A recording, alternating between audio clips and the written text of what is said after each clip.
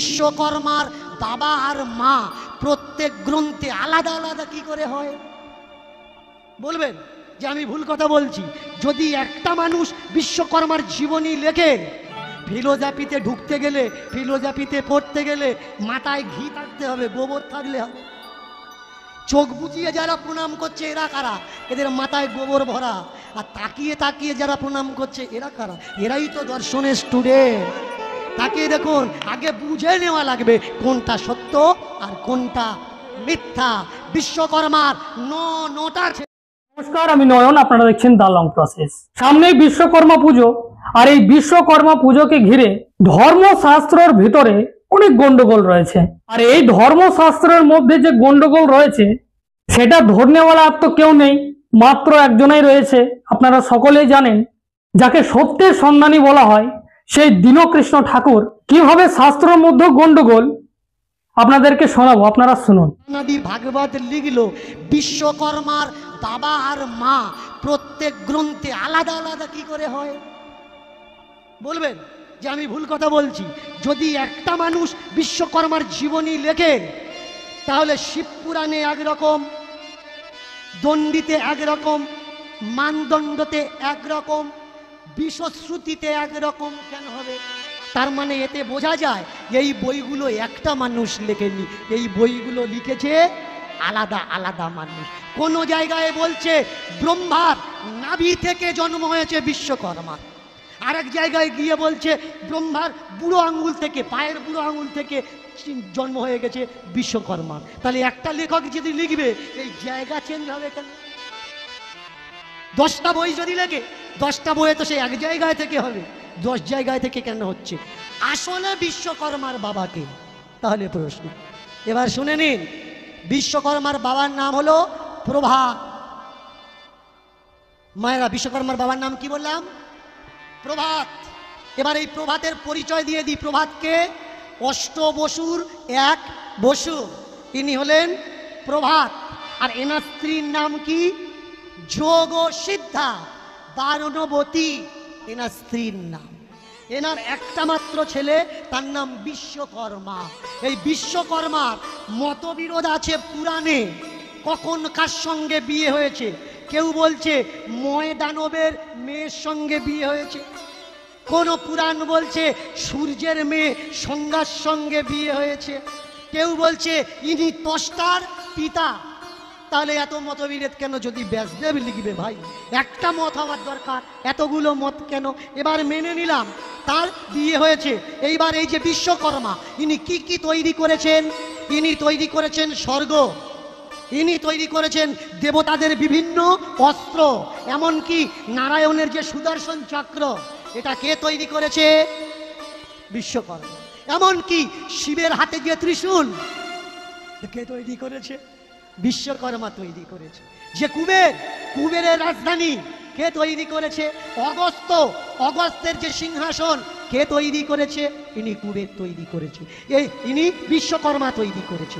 বিশ্বকর্মার ছেলে কটা? 9টা ছেলে, একটা আধা ছেলে না। বিশ্বকর্মার ছেলে হচ্ছে 9টা। বিশ্বকর্মা অভিশাপগ্রস্ত হয়ে পৃথিবীতে আসে, আসার পর পৃথিবীতে তার 9টা পুত্র হয়। স্বর্ণকার, কুর্মকার, কর্মকার, এই যে লৌহকার, এরা কারা? এরা বিশ্বকর্মার পুত্র। তাই আজও পর্যন্ত আমরা মনসা পূজার আগের দিন, ভালো করে খেয়াল করবেন, মনসা পূজা, রান্না পূজা, এর আগের দিন আমরা কি করি? বিশ্বনাথের, বিশ্বকর্মার পূজা আমরা করি। বিশ্বকর্মার হাত কটা? 3টে। বিশ্বকর্মার হাত 4টে হাত। এই হাতে দেখবেন এক হাতে হাতুড়ি আছে, আর নিচের বাঁদিকের এই হাতে পাল্লা আছে। তো যিনি কারিগর, তার হাতে পাল্লা থাকবে কেন? পাল্লা কার হাতে থাকে? দোকানদারের হাতে থাকে। ব্যবসা যারা করে তার হাতে দান থাকে। তা বিশ্বকর্মা তো রাজমিস্ত্রি, দেবতাদের মিস্ত্রি, তার হাতে পাল্লা কেন থাকবে?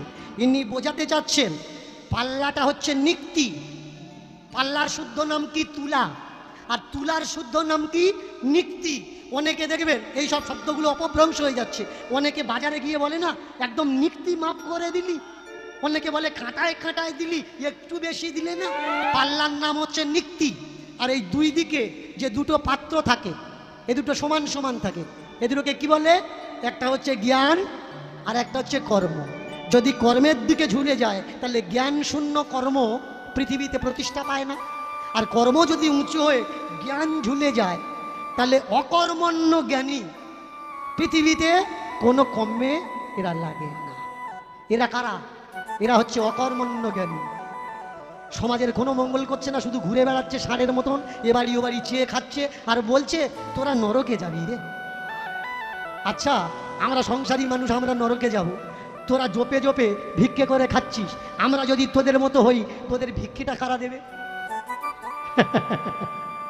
তোদের ভিক্ষেটা কারা দেবে ভাই? এই জায়গায় তো বোঝা লাগবে এই সেই বিশ্বকর্মা। এই বিশ্বকর্মা একদিন সাপভ্রষ্ট হলে কার? ভগবান শিবের। সাপভ্রষ্ট হওয়ার কারণ কি একটু বলে রাখি, না বললে বুঝতে পারবেন না। কারণ ভগবান শিব একজনকে উদ্ধার করেছেন, তার নাম হচ্ছে চন্দ্র। চন্দ্র দক্ষের 27 জন মেয়েকে বিয়ে করেছিল। তাই আকাশে যে 27টা নক্ষত্র, এরা কারা? এরা হচ্ছে চন্দ্রের স্ত্রী। কিন্তু একটা মেয়েকে বেশি ভালোবাসতেন, 26টা মেয়েকে ভালোবাসতেন না। তারা বাপের কাছে নালিশ করলো, বাপ প্রথমে ডেকে বোঝালো, বোঝানোর পরেও বুঝলো না, সেই আবার গড় প্রেম গড় ভালোবাসা। মেয়েরা বাবাকে বলল, বাবা আবার ওই করছে। দক্ষ অভিশাপ দিল যে আজ থেকে তোমার ক্ষয় রোগ হবে। এই চন্দ্রের ক্ষয় রোগ কে দূর করেছে? ভগবান শিব শঙ্কর। চন্দ্র শিবের উপাসনা করে শিবের থেকে বর পেয়েছে, তোমার ক্ষয় রোগ দূর হয়ে যাবে। সেই থেকে শিবের সঙ্গে রাগারাগি দক্ষ প্রজাপতি। যে অভিশাপ আমি দিয়েছি সেই অভিশাপকে তুমি নষ্ট করলে। যেদিন দক্ষ জানতে পারলো আমার সব থেকে ছোট মেয়ে সতী ভালোবাসে তো কার? শিবকে ভালোবাসে, আমি ওই শিবকে মেয়ে দেবো না। কেন মেয়ে দেবে না? দেবতাদের তুমি তো মেয়ে দিয়েছো, তাহলে ও তো দেবতা, ও দেবতাদের দেবতা, ও দেবতাদের আদি, তাহলে ওকে কেন দেবে না? কারণ চন্দ্রের অভিশাপ থেকে মুক্ত করেছে ও। এই রাগের জন্যে সতীকে দেব না। সতী দক্ষ যজ্ঞ হলো। কেন? আপনারা হরিদ্বার যাবেন, অনেকে বলে হরিদ্বার, অনেকে বলে হরদুয়ার। এই জায়গাটার অ্যাকচুয়ালি অরিজিনাল নাম হলো হরদুয়ার, হরিদ্বার কিন্তু নয়। আবার প্রত্যঙ্গে এই জায়গার নাম হলো হরিদ্বার, হরদুয়ার না। কিরকম বলতে গেলে কিন্তু অনেকটা বেড়ে চলে যাবে, বলবো? কারণ অনেকে বলতে পারেন পালা করুন পালা করুন, এগুলো শুনতে পছন্দ হচ্ছে না, তবে একটু আপনাদের আয় নেওয়ার দরকার। এবার মন দিয়ে শুনুন, হর দুয়ার। হর মানে ভগবান শিব, আর দুয়ার মানে হচ্ছে দরজা, মানে শিবের ঘরে যাওয়ার দরজা। এইবার এখান থেকে যেমন কৈলাসেও যাওয়া যায়, তেমনি বদ্রীনারায়ণও যাওয়া যায়। কৈলাস শিবের স্থান, আর বদ্রীনারায়ণ নারায়ণের স্থান, হরিস্থান। এর জন্য প্রত্যেককে এটা হরিদ্বারেরও রাস্তা। এইবার দেখুন, আপনারা যেখানে গিয়ে চান করেন দেখবেন এত স্পিডে জল আসছে, চতুর্দিকে সিঁড়ির নিচে শিকল দিয়ে ঘেরা আছে। কারা কারা গেছেন হরিদ্বারে একটু হাত তুলবেন। যত গরম হোক না কেন, দুটো ডুব মারবেন। 3টে ডুব দেওয়ার পর আপনি চিন্তা করবেন যে আর একটা মারবো কি, কারণ উপর থেকে বরফ গলা জল নিচে নেমে আসছে। এইবার এই যে জলস্রোতটা যাচ্ছে, এই জায়গাটার নাম হচ্ছে কনখল। মায়েরা নামগুলো মনে রাখবেন, এই জায়গার নাম হচ্ছে কনখল। আর এখান থেকে উপরে উঠবেন, গোমুখ পর্যন্ত 5টা প্রয়াগ আছে, এদেরকে বলা হয় পঞ্চ প্রয়াগ। তো কনখলে হঠাৎ জল নিয়ে আসার কারণ কি? কারণ এই জায়গায় প্রজাপতি দক্ষ যজ্ঞ করছিলেন, আর সেই দক্ষ যজ্ঞে স্বামীর নিন্দা সহ্য করব না বলে শিব নিন্দা করছিল কে? দক্ষ প্রজাপতি। তো ওই দক্ষের অগ্নিকুণ্ডে সতী গিয়ে লাভ দিয়েছেন যে প্রতি নিন্দা শোনার থেকে না শোনা সব থেকে ভালো। কারণ প্রতি নিন্দা শুনে নরকে যাব কেন, আগুনে ঝাঁপ দিয়ে আমি স্বর্গে গমন করব। মায়েরা যারা 24 ঘন্টা এর তার বাড়িতে গিয়ে স্বামীর নিন্দা করো, জোর করে উলুধ্বনি দাও তো।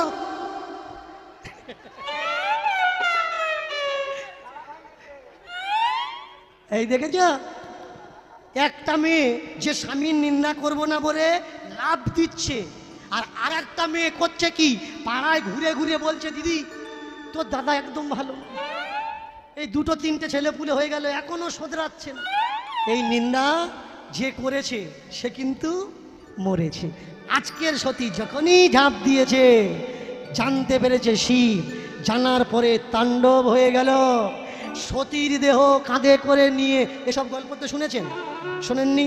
সতীর দেহ কাঁধে করে নিয়ে পাহাড়ে পাহাড়ে ঘুরছে ভগবান বিষ্ণু, সুদর্শন চক্র পাঠিয়ে 51টা খণ্ড করেছে, তাই না? সেই 51টা খণ্ড যেখানে যেখানে পড়েছে সেই জায়গার নাম কি? 51 পীঠ। চিন্তা করবেন, 51 পীঠ। তারা, নয়ন তারা, তারাপীঠে কি পড়েছে? নয়ন তারা। কালীঘাটে একটা অঙ্গ পড়েছে, পাকিস্তানে 2টো অঙ্গ পড়েছে, ভালো করে খেয়াল করবে। আর ঠাকুরের স্ত্রী যিনি সতী, এই কোমর থেকে উরুর আগে পর্যন্ত এই যে যোনি দেশ কোথায় পড়েছে? পড়েছে কামাখ্যায়, তাই তো? এর জন্যে কামাখ্যায় অম্বুবাচীর সময় দেখবেন মোট মোট কাপড় বয়ে নিয়ে যায়, এই কাপড় নাকি মঙ্গলজনক। বলুন তো, পাকিস্তানে পড়লো 2টো, 51 পীঠের পর্যন্ত 49টা পীঠ ভারতে, তাহলে চীন জাপানে কোনো খণ্ড পড়লো না কেন? আগে বোঝা লাগবে কথা। পৃথিবীর অন্য কোনো জায়গায় কিন্তু কোনো খণ্ড পড়েনি। খণ্ড কোথায় পড়েছে? খণ্ড ভারতবর্ষেই পড়েছে। তার মানে ভগবান শিব ভারতের ভগবান, অন্য কোনো দেশের ভগবান নয়। তাহলে ভগবান যদি শিব ভারতের ভগবান হয়, অন্য কোনো দেশের ভগবান নয়, তাহলে স্বর্গে শুধু ভারতের লোক যাবে, অন্য কোনো লোক যাবে? এটা আগে বোঝা লাগবে। এইবার দেখুন ছোট্ট করে, এইবার হলো কি, কামাখ্যায় এই যে বলা হচ্ছে, আমরা হিন্দুরা কোনটা বাঁচি? যাকে বলা হয় অম্বুবাচী। এই কদিন পরে আসবে আষাঢ় মাস, এই আষাঢ় মাসে অম্বুবাচী কদিন মানা হয়? 7 দিন মানা হয়। এই অম্বুবাচীতে দেখবেন অনেকে মন্দিরগুলো ঠাকুরের মুখটুকগুলো কাপড় দিয়ে বেঁধে দেয়, ঢাকা দিয়ে দেয়। কেন? বলা হয় ধরতি মা নাকি রজস্বলা হয়েছে। আগে তোমরা ডিসাইড করো রজস্বলা কে হয়েছে, সতী হয়েছে না বসুন্ধরা হয়েছে? আগে ডিসাইড করা লাগবে যে পৃথিবীর রজস্বলা হয়েছে বসুন্ধরা, নাকি শিবের বউ সতী রজস্বলা হয়েছে? রজস্বলা হয়েছে কে? যার বডি কেটে গেল। ভালো করে খেয়াল করে, পা থেকে কোমর থেকে কাটা জনিদারটা যেখানে পড়েছে, সেখানে আজও পর্যন্ত বছর করে টাইম করে ওখানে মা ঋতুমতী হচ্ছে। তাহলে যেখানে চোখ পড়েছে সেখানে মা চেয়ে থাকে না কেন? যেখানে মুখ পড়েছে সেখানে মা খাচ্ছে না কেন? বডি কাটার পরে যদি জ্যান্ত হতে পারে আর তারা যদি ক্রিয়াশীল হয়, শুধু একটা তীর্থে কেন, অন্য তীর্থে কেন? এই জায়গায় তো খোঁজা লাগবে, আপনার দর্শন করা লাগবে ভাই। ধর্ম কি, শাস্ত্র কি, বিজ্ঞান কি? দর্শন। তাহলে বিজ্ঞান যদি দর্শন হয়, ধর্ম যদি দর্শন হয়, ছোট্ট করে বিজ্ঞান যদি দর্শন হয়, ধর্ম যদি দর্শন হয়, শাস্ত্র যদি দর্শন হয়, তাহলে আমরা মন্দিরে প্রণাম করতে গেলে চোখ বন্ধ করি কেন? চোখ বন্ধ করে কি দর্শন হয়? চোখ বন্ধ করে তো ভাবনা হয়, কল্পনা হয়, চিন্তা হয়, কিন্তু দর্শন হয়। দর্শন করতে গেলে চেয়ে থাকতে হয়। দর্শন মানে ফিলোজফি, দর্শন মানে ফিলোজফি। আর ফিলোজফি সকলার দিমাগে ঢোকার জিনিস না। যার চোখ আছে আর বুদ্ধি আছে সে ফিলোজফিকে বোঝে, আর যার চোখ নেই, বুদ্ধি নেই, সে অন্য সাবজেক্ট নেয়, ফিলোজফিতে ঢোকে না। ফিলোজফিতে ঢুকতে গেলে, ফিলোজফিতে পড়তে গেলে মাথায় ঘি থাকতে হবে, গোবর থাকলে হবে। চোখ বুঝিয়ে যারা প্রণাম করছে এরা কারা? এদের মাথায় গোবর ভরা। আর তাকিয়ে তাকিয়ে যারা প্রণাম করছে এরা কারা? এরাই তো দর্শনের স্টুডেন্ট। তাকিয়ে দেখুন, আগে বুঝে নেওয়া লাগবে কোনটা সত্য আর কোনটা মিথ্যা। বিশ্বকর্মার 9টা ছেলে হয়েছে। আজকের যে কর্ম স্থানে যারা আছে তাহাই হচ্ছে বিশ্বকর্মার পুত্র। এই বিশ্বকর্মা আর তার স্ত্রী অভিশাপ ভ্রষ্ট হয়েছে, মনুষ্য লোকে জন্মগ্রহণ করবে। তার স্ত্রী জন্ম নিয়েছে কোথায়? মনুষ্য লোকে, অবয়ন্তী নগর। আর নাম তার কি? নাম হলো সতী। তিনি আমাদের যে স্বাধীনতা দিয়েছেন সেটা হচ্ছে সংস্কার স্বাধীনতা। সেটা হচ্ছে বাক স্বাধীনতা, তিনি যদি না আসতেন এই স্বাধীনতা আমরা পেতাম না। তিনি জাতি ধর্ম নির্বিশেষে সবার উপরে মানুষ সত্য এ কথাটাই প্রচার করতে চেয়েছেন। জাত বলে তিনি কিছু রাখতে চাননি, যে সত্যি কি জাত বলে কিছু আছে, কিছু নেই। কিন্তু বলতে গেলে কবি ঠাকুর নজরুলের একটা কবিতা মনে পড়ে, জাতের নামে বজ্জাতি সব, জাত কি ছেলের হাতের মোয়া। কিন্তু আজও পর্যন্ত সেই প্রথা চলে আসছে। যেমন এখন যদি কেউ বরযাত্রী যায় বা কন্যাযাত্রী যায়, দেখবেন সামর্থ্য অনুপাতে কেউ বা অটো করে, কেউ বা মোটর ভ্যান করে, কেউ বা বাস করে। কিন্তু একটা সময় ছিল যখন এই যানবাহন যোগ ছিল না, কন্যাযাত্রী যেতে গেলে, বরযাত্রী যেতে গেলে হ্যাচাক লাইট নিয়ে যাওয়া লাগতো, হ্যাচাক লাইট। আর হতো কি, সেই হ্যাচাকটা যেখান থেকে যেত সেই জায়গাটায় আলো হয়ে থাকতো, মাঝে মধ্যে হাওয়া কমে গেলে যার হাতে হ্যাচাক থাকতো সে পাম্প করে দিত যে নিভে না যায়। আর হ্যাচাকটা যে রাস্তা দিয়ে যেত, যেখানে হ্যাচাক থাকতো সেখানে আলো, কিন্তু হ্যাচাক সরে গেলে আবার সেই জায়গাটায় অন্ধকার হতো। ঠিক তদ্রূপ গৌরাঙ্গ মহাপ্রভু যখন অবতরণ হয়েছিলেন পৃথিবীর বুকে, তখন পৃথিবী আলো ছিল, কিন্তু তিনি চলে যাওয়ার সঙ্গে সঙ্গে হ্যাচাক চলে গেলে যেমন অন্ধকার হয়ে যায়, আবার অন্ধকারে গ্রাস করেছে। তিনি যে জাতিভেদ ছোঁয়াছুত তুলে দেওয়ার চেষ্টা করেছিলেন, যারা আজকের গৌরাঙ্গ মহাপ্রভুর অনুগামী বলে নিজেদের দাবি করছেন, তারা সেই ছোঁয়াছুত আবার চালু করেছে। কিরকম?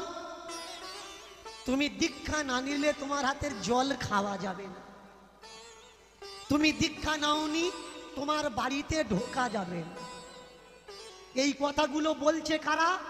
যারা সারা জীবন মাছ মাংস গিলে এসছে, সবে 2 বছর সাধু হয়েছে, তারা বলছে তোর হাতে খাওয়া যাবে না। কেন? ওদের গেলা হয়ে গেছে, গুরুদেব মানা করেছে। তাহলে চিন্তা করো, গুরুদেব মানা করেছে, তার জন্য এর বাড়ি ওর বাড়ি যাওয়া যাবে না, এর হাতের ওর হাতের ছোঁয়া নেওয়া যাবে। আমাকে এক ভদ্রলোক ফোন করেছিল, একটু জানিয়ে রাখি আপনাদের, হিংসা আমার ধর্ম নয়, বা যারা আমার পিছনে লেগেছে ওরা আমার শত্রু নয়। আমার ধর্ম প্রেম বিলানো। আর আমার শত্রু কারা? আমার শত্রু আমি নিজে। যতদিন আপনারা না বুঝতে পারবেন ততদিন ওরা পৃথিবীর মাঝখানে থাকবে, আর যেদিন আপনারা বুঝতে শিখবেন না, ওরা ল্যাজ গুড়িয়ে পালানোর রাস্তা। তাহলে আপনারা শুনলেন, এই বিষয়ে আপনাদের কি মতামত রয়েছে অবশ্যই আপনারা কমেন্ট করে জানাবেন। আর যদি প্রথমবার ফেসবুকে দেখছেন ফলো করে নেবেন, ইউটিউবে গিয়ে সার্চ করুন দ্য লং প্রসেস, সেখানে সাবস্ক্রাইব করে রাখুন, কারণ আমি এই ধরনের কন্টেন্ট নিয়ে আসি। এখন এই পর্যন্তই, ধন্যবাদ।